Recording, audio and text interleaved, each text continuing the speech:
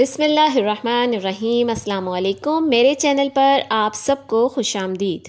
نبی کریم صلی اللہ علیہ وآلہ وسلم نے فرمایا کہ جب اللہ تعالیٰ آسمان میں کسی چیز کا ارادہ فرماتے ہیں اور اس کا فیصلہ کرتے ہیں تو وہ فرشتوں کو بلاتے ہیں۔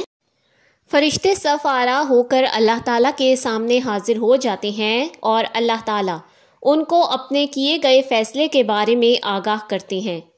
اللہ تعالیٰ کی جلال اور عظمت کے باعث فرشتوں کے اوپر اس کی ہیبت طاری ہو جاتی ہے اور وہ سر جھکا کر اللہ پاک کا فرمان سنتے ہیں اور اس کے خوف سے کانپنے لگتے ہیں۔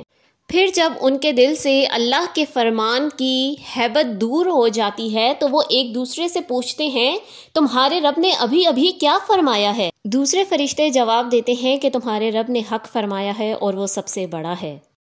ایسے میں شیاطین اللہ رب العزت کی باتیں چرانے کے لیے فرشتوں کی اس گفتگو کو سننے کی کوشش کرتے ہیں۔ وہ آسمان میں جمع ہو جاتے ہیں اور ایک دوسرے کے اوپر چڑھ کر وہ آسمان کے قریب ہونے کی کوشش کرتے ہیں تاکہ فرشتے آپس میں جو گفتگو کر رہے ہیں اس کو سن سکیں۔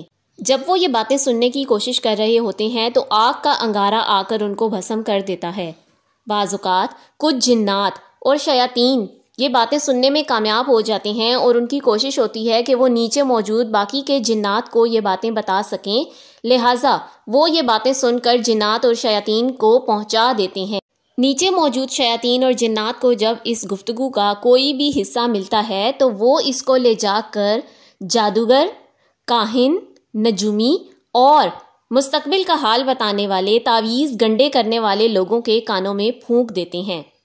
ایسے لوگ اس گفتگو میں اپنی طرف سے کئی سو جھوٹ ملا کر لوگوں کو بتاتے ہیں اور پھر ان نجومیوں کی بتائی گئی باتوں میں سے جب بھی کوئی بات سچ ہو جاتی ہے تو کمزور اعتقاد والے لوگ ان پر ایمان لانے لگتے ہیں اور ایسا گمان رکھنے لگتے ہیں کہ شاید ان لوگوں کے پاس غیب کا علم ہے یا یہ مستقبل کا حال بتانے کی طاقت رکھتے ہیں، جبکہ حقیقتاً یہ جنات کی بتائی ہوئی باتوں میں جھوٹ شامل کر کے بتا رہے ہوتے ہیں۔